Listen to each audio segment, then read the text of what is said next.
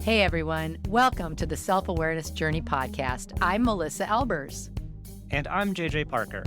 This podcast is for seekers of happiness, joy, and a centered approach to success in life. Seekers of their true, authentic selves. Get ready for some real talk on everything from anxiety, emotions, and habits to love, compassion, and forgiveness. We know you'll be challenged and enlightened by this conversation, and we're so glad you're here. Let's dive in. Well, Melissa, we have another super fun guest episode. I can't wait. This is a great one. Our guest is Megan. Welcome, Megan. Hi, Megan. Hi, thank you for having me. Well, that's quite an introduction, JJ. We're going to let Megan introduce herself Okay. because there's like a lot of words around her name. And so she's going to properly introduce herself. But Megan and I were chatting the other week, and I was talking about how I was like messing around with my diet. I think sometimes I talk about how I like mess around with my diet, right? And I like to whenever go on these like no sugar for a month things or whatever. And we were talking about it, and I was like, the thing with my no sugar attempts is that it's not that like physically I feel different, but like mentally I feel different. I feel like happier. And so she goes, JJ, like, it's a really interesting conversation, the link between food and mood. And I was like, that's brilliant. Yeah. Let's talk about that. Yes. So with that, ta-da! Megan, welcome. Thank you. Yeah, there's a lot to talk about here. So first, I can introduce myself. My name is Megan Baumler. I'm a registered dietitian. I have my doctorate in nutrition sciences, and I'm an assistant professor at St. Catherine University, where I'm the director of the nutrition and dietetics department. Wow. So when I was teasing you before we started recording, I'm glad I didn't know all that because now I feel slightly intimidated. Well, that explains why maybe my technology knowledge isn't the best. I have other areas of knowledge. Well, that's awesome. So when you guys started to talk about this, I would love to hear what came up for you, Megan. Like, is this something that you've commonly heard people say, or, you know, is this something that you have particularly studied? Like, talk about that. Yeah, so let me talk about that a little bit. So there is a lot there, and I think we can go at this from several different angles, and I have some different ideas of angles we can go in. I think first, though, what I'd like to say is that this topic has been coming up more and more in the last couple of years with our increased awareness of mental health, and how many different things impact mental health. So I think one of my first thoughts is how food and mood are bi-directional. So JJ and I started talking about how what he was eating was really impacting how he was feeling mentally. And of course, then that translates to how you feel physically and, you know, how productive you are and how well you can function and be your authentic self. Yeah. Can I ask a question? Is that what bi-directional means? I don't know what bi-directional means. Yeah. And so let me explain what I mean by that. By bi-directional, I mean what we eat impacts our physical and mental health, and our physical and mental health impacts what we eat. Oh, perfectly said. Got it. Yeah. So for example, I can give an example to kind of contrast JJ's example. I've noticed, and it's taken me entirely too long to figure this out, I get really tired at night, and when I'm tired, I seek sugar. And, you know, I'm not hungry. It's just my physical body seeking quick energy. And one of the interesting things about that is that if I then consume something that has sugar in it, I will quickly, you know, get that burst of, there's sort of almost a dopamine rush where you feel really good and you get that little bit of energy. But in the long term, too much sugar can set you back. So there's this distinction between seeking sugar and then delaying Mm-hmm. the sugar that you want to get for better long-term outcomes. So sort of delayed Mm-hmm. gratification. Mm-hmm. Mm-hmm. That's really interesting. And I know that that's absolutely true because I feel like my body is very sensitive to sugar. Like if I'm tired, I know, or if I'm hungry and I haven't eaten and I need to, I will instinctively get something with a high sugar content because I know it will give me that quick burst that I need. Like it's almost like a subconscious decision. Yeah, it's in our nature. It's inherently within us to seek sugar when we're tired. Hmm. Ha. Yeah, and this is like, to me, the fascinating thing when I read about this and learn about it is that um, the environment we're in today is so much different than the environment like 1,000 or 5,000 years ago, where like survival maybe like Mm-hmm. seeking sugary foods and seeking some of these things that it's really like programmed kind of like deep in our monkey brain. Mm-hmm. That was a survival thing. Does not really apply today, right? So Right. we have this struggle where we're like kind of fighting against some of our own like nature, like you said, right? Yeah, and yeah, we're in a different environment now. And if somebody's not aware of how their nutrition is impacting their well-being or of how their energy status is impacting their food choices, they can easily be bulldozed. And Hmm. maybe that's too strong of a word. Like Bulldozed. bulldozed by themselves, No, by themselves. bulldozed by food options, Mm. bulldozed by big food companies, the Hmm. commercials you see on TV. If you're not intentionally making your food choices or thinking about, before you get to that point of being really tired and seeking sugar and maybe planning an alternative snack instead of reaching for some candy or something, that commercials and what you're seeing other people eat Totally. will have a bigger Yeah. impact on you. So you have to kind of, number one, develop an awareness of Mm. how your nutrition status is impacting how you're feeling. And then number two, start setting an intention of how you want to eat. And the idea there is that you're making your own choices, not Mm-hmm. letting a commercial you see make your choices or, your fatigue making your choices, if that makes sense. Oh, yeah. That is so hard to do. Oh I my mean, gosh. seriously. Yeah. Like It, yeah. like when I go on my like little nutrition kicks, it's like so much work because it's like meal prep and thinking and planning Yeah, and but JJ, you all go that. all in. You tumble down the hill in your, like you go Yeah. all Well, in. that might be, but it's still hard. Even like the small stuff's hard. Yeah. Well, Yeah. right, right, right. Yeah. And I have a couple of things to say about that. One is that I think some people, and I don't want to, group all people into one stereotype. Everybody is so Right, right, right. individual and everybody's relationship with food is extremely personal. So one Mm-hmm. thing that, what works for JJ is not going to work for me. But the other thing I wanted to mention is that I think people may want or expect good nutrition to come fairly easily. And for most people, Yes. it's really hard and it's a constant work in progress. And maybe you Mm-hmm. do really well for a couple of months and then something happens and there's, an event in your life or a particularly stressful work situation and you get off balance with your nutrition Mm-hmm. strategies and intention. And then maybe you return to it a little bit later. So Yeah. it's a constant for most Focus. people, Yeah. it's got to be a priority and it's a constant work in progress. I still, it doesn't come easily to me. It's still something I work on every day and think about all the Yeah. time. Yep. Yep. Yep.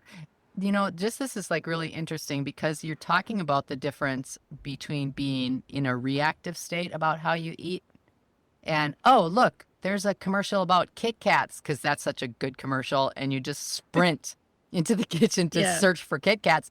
Like that's a reactive state. That's a passive reactive state that just you're allowing an external thing to impact your immediate choice in a reactive way. So what you're really referring to is the awareness to be more proactive. I mean, That's exactly it. that's really, and that is really, really hard. We talk about trying to be proactive in a lot of states of self-awareness. And it's just so interesting to be talking about it, even, as basic and as critical as what we eat every moment. Yeah.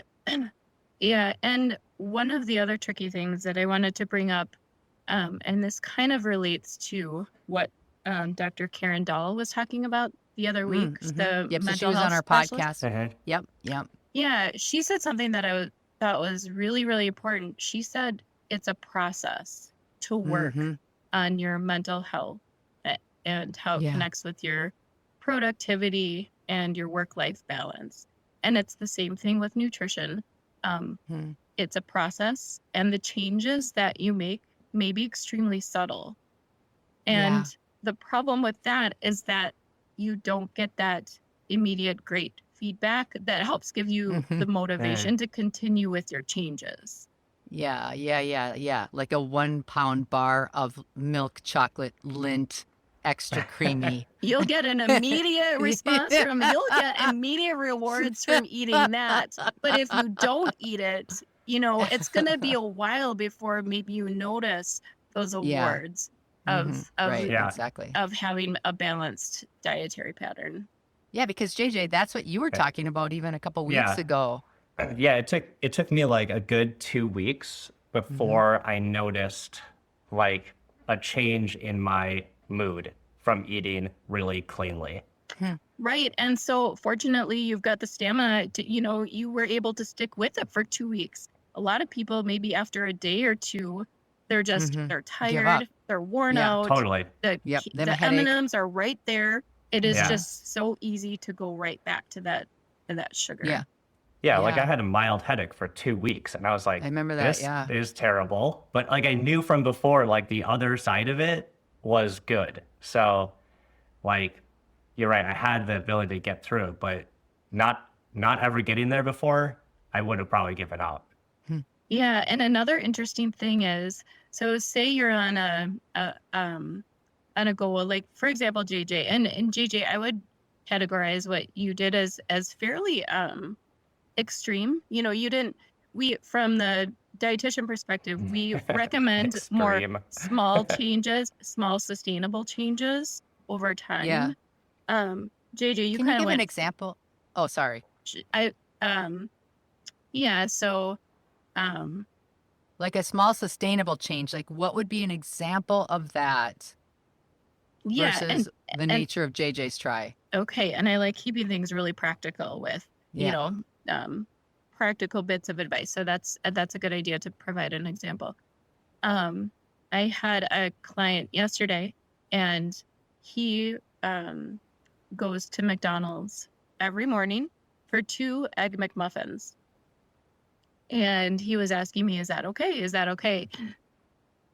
And I didn't want to tell him no. Right. Because right.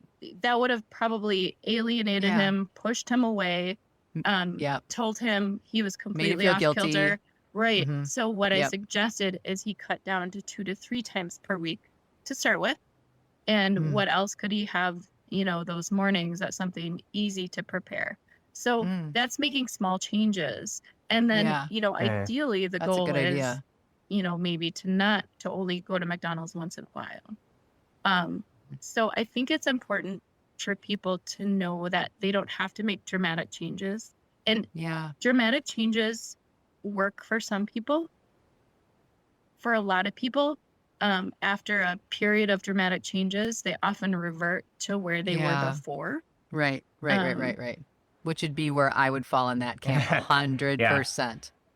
Yeah, Amber always says like, I can't believe you can like just like switch and have like the willpower to like switch your diet for that like that abruptly. Yeah, and some people can do that, and I'm not able to do that. So I I am a sweets person and I do have a daily indulgence, but I Mhm. don't go overboard with it. Yeah. I have, Yep. maybe one dessert a day or Yep. a sweet Right. after Whatever. lunch and a Yeah. small sweet after dinner. So I know for me that's what's going to work to keep me on track for the long term to make Hmm. some space for some small indulgences. Um, the Yeah. the other point I was going to make that's really, I think, interesting is that while I think the first most important thing is for people to have an awareness that what Hmm. they eat does impact how they feel and their mental health and their productivity. That's clearly shown in many, many, many research studies. So a debatable point here. Food does Hmm. impact how we feel and our mental health. Totally. Um, Totally. and we've established that those changes can be subtle and it might take a while to realize what's happening. But say, like, for example, um, I like to I think of this as an analogy of when you have young kids, really young kids, and you're sleep deprived. Hmm. You don't know how bad you feel until Yes. Mm, you start sleeping through the night again. Or when your kids Right. start sleeping mhm. through the night and you get a good stretch of like 5 Hmm. to 8 hours and Yeah. you start to realize, "Oh, I was feeling terrible and now I feel good. I didn't know how terrible Yeah. I felt." So, Yes. Yep. Yep. I Yep. I think it's that subtle that applies to nutrition for a lot of people once they start cutting out excess sugar, excess processed foods. Over time, they will start to feel better and they'll realize, oh, I was feeling low energy, sluggish, brain fog, and I didn't know it. Yeah. Right. And you don't necessarily have to make such dramatic changes to see that, but the changes can take a while to to see. Yeah. I, so I have a question. So yesterday I was in a coaching conversation with a client, and he was describing how his physical body just was not feeling good at all. And he's a workaholic. He's super successful. He's super always working. And he prides himself in that. And he was saying, but you know what? I just can't sleep now. And I never used to be like that. And I just don't feel good. And now I've put on extra pounds and I don't feel good about that. And so he's like, well, what should I do? Do you have somebody I should talk to? Like, what can I do? So I actually did this exercise with him, and I'd be interested to hear your thoughts on this exercise. I said, let's just list out all the things that you possibly could do. And let's not do all of them. Let's just pick one. So, he listed tracking his food. He listed getting a nutritionist. He listed going on a diet, starting to go to the gym. Like, so he listed out a whole bunch of these great ideas. They were Mm-hmm. all really, really strong ideas. And then I said a question that I'm often, I love asking from the book called The One Thing. And it is, what's the one thing you should be doing such that by doing it, everything else becomes easier or unnecessary? Hmm. And so using that kind of defining question, he chose just tracking his food first Mm, so that he could really understand exactly what his day looks like, day in and day out. Yeah. Given that example, from your perspective, would you have offered something different as a single thing to proactively try? So there's a couple of things there. Number one, I think it's really important that you let him pick what Totally. he thought. Oh yeah. Yep. Yep. That's Hmm. really important from what we learn for with counseling and nutrition. Mm-hmm. Client, you have to involve the client or the patient in setting the goals. We don't set Sure. the goals for them; they choose the Right. goals. So I Exactly. Well, think that has a precisely. lot of Yep. meaning. Um, and I think just if he's someone who hadn't really wasn't even thinking about what he was eating at all, I think tracking what he's eating is a really good place to start. Mm-hmm. Um, and I mean, really, what you're eating is so impacts your life so globally. That is a good Yeah. place to start. But when you brought up sleep, that Mm-hmm. brings up something I wanted to mention too, in that our sleep hygiene or our sleep health really impacts um, our food choices. So I Hmm. am concerned talking about this particular client of yours, Melissa, Yeah. I think it would be important for him to solve his sleep issues. Mm. And maybe it's related to his food intake, and maybe he'll solve it coming from, Mm. the Hmm. food perspective. Um, Yeah. but say he tracks what he's eating and he identifies some areas where he would like to make some small changes. Um, Perhaps that will start allowing him to sleep better at night. Maybe Mm. something he's eating is interfering with his sleep. Or it Mm. may be that once he's starting to sleep better, he'll eat more healthfully, Mm. if that makes sense. I Because would have never made that Yeah. connection at all, but now that you say that, it is so completely obvious. yeah, I would have not made that and connection. again, it's the energy, seeking energy connection. If we're not sleeping well, people generally eat more poorly or Hmm. make more poor Hmm. food choices. So Sure. sleep, and this is one big point I wanted to make. Um, our health is impacted by so many things, and food intake is one of those things. So Yeah. nutrition and health, those two things don't exist in a vacuum. So we want to think about nutrition and how we feel and our mental health in the context of our overall life. You know, um, it's Hmm. really hard to say, well, if I reduce my caffeine intake, is my anxiety going to be more manageable? Um, Hmm. you have to think about the other things that are happening in your life as well. So I always like Oh to my make sure gosh, we Megan. consider the Yeah. context, not just food and how you feel in a vacuum. So you look at the bigger Yeah. context as well. The thing I think about, Melissa, as you're like talking about your executive coaching clients, Hmm. and for me, I just think about like how can I be like the best leader like for my Hmm. organization, right? Like how can I be at like top like mental performance? Because like so many of us have like just like intellectual worker jobs, right? Hmm. Like Yes. Yeah. Yeah. like I Neck don't up need to work. be physically Yep. fit to like lift heavy stuff for my Hmm. job. I need to have like a really sharp mind because that's what my job is. And so I think about like, there's so much like talk about physical fitness, right? But like really when you think about it, nutrition impacts people way more than to me like their particular physical fitness. So it's like to be better at my job, I should be doing the things that make my mind sharper. Hmm. And to me, that has a lot to do with nutrition. Hmm.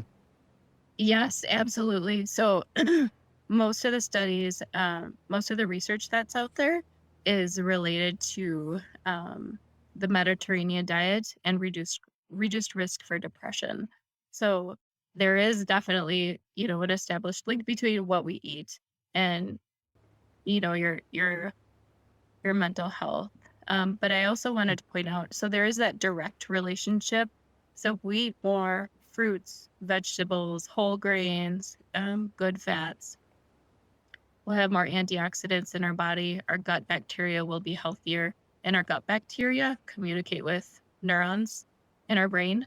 And so there's a direct line of Oh yeah. communication between our Sure. gut and our brain. We need to do an episode on gut brain, Oh, Totally. yes. Oh Yes. my right? gosh. Totally. Megan, will you come back so we can do that Yeah, sometime? I'd love to. Oh, That's the that'd big, be a great one. yeah, that's a big topic. Yeah. But there's Yeah. also an indirect effect in that what you eat can be distracting, or how you feel because of what you eat. So Hmm. there can be a lot of guilt surrounding what you've Mm-hmm. eaten, or if Yeah. somebody is restricting themselves from eating, that can be Hmm. distracting because you're thinking about sugar, but you don't want to have sugar. And so you're focusing on Hmm. that rather And than you're thinking hungry. about a task Yeah. that you want to be completing at work, or, Oh, a sure. person you're trying to have a conversation with. So there's, Oh, that's so true. direct impact of nutrition on your brain health and how your brain is working, and then that indirect. If you're kind of like consumed by thinking about what you're eating, that you're not as productive with your other tasks that don't have to do with what you're eating. Oh my gosh, that's so true. Yeah. So That you word want to feel good about distracting your is. choices. Yeah, and not have them be so distracting. So Mm-hmm. you can Mm-hmm. be clear-headed and perform the way you want to perform. Hmm. Yeah. That's amazing. That's really, really good feedback. So is Yeah. there any, for people that are listening and they're really interested in this topic, what are do you have like one or two suggestions that people can do or look at or, Yeah. That's a good question. Probably should have thought of that ahead of time. I probably have maybe well, that's okay. 10. That's okay. So let's see Yeah. if I can come up with 2, narrow it Yeah. down. Um, Yeah. Yeah. One would be, um, it'd be great if people, if this is something they're interested in thinking Mm-hmm. about, really consider pay attention to how you feel after you eat. And can you start making associations about what you're eating and how you're feeling? Over a That's week great. long, 2 week long, 3 week long period, could be a little diary, a journal, you jot down a sentence, ate bean burrito, felt brain fog after, for 2 Yeah. hours, or, something like that. And then, because we're looking for patterns over time. Sure. And then, so just that awareness and looking for, paying attention to how you feel. That's probably my biggest one. And then That's a also, great one. being kind to yourself, and know that one meal, one snack, one food item is nothing, because you've got your whole life, 3 meals a day, multiple snacks through the day. One meal, one snack is not going to make or break anything. It's more what's happening over a period of time.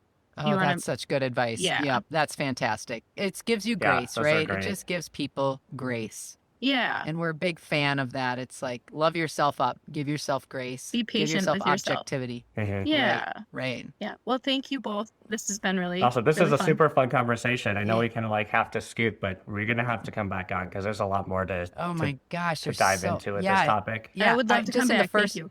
Yeah, the first 5 minutes that you were talking, it was like, oh, here's 3 more topics we should really be talking about. So thank you so much, Megan. It was fantastic. Thank you for having me. Did you enjoy this episode? Please go to your favorite podcast platform to subscribe, rate, and leave a review so others can discover it as well. Growing self-awareness is a lifelong journey, and it's better when we're all in it together. Please think of someone you know who could benefit from hearing today's conversation, and share this episode with them. We can't thank you enough for listening. Until next time, happy exploring.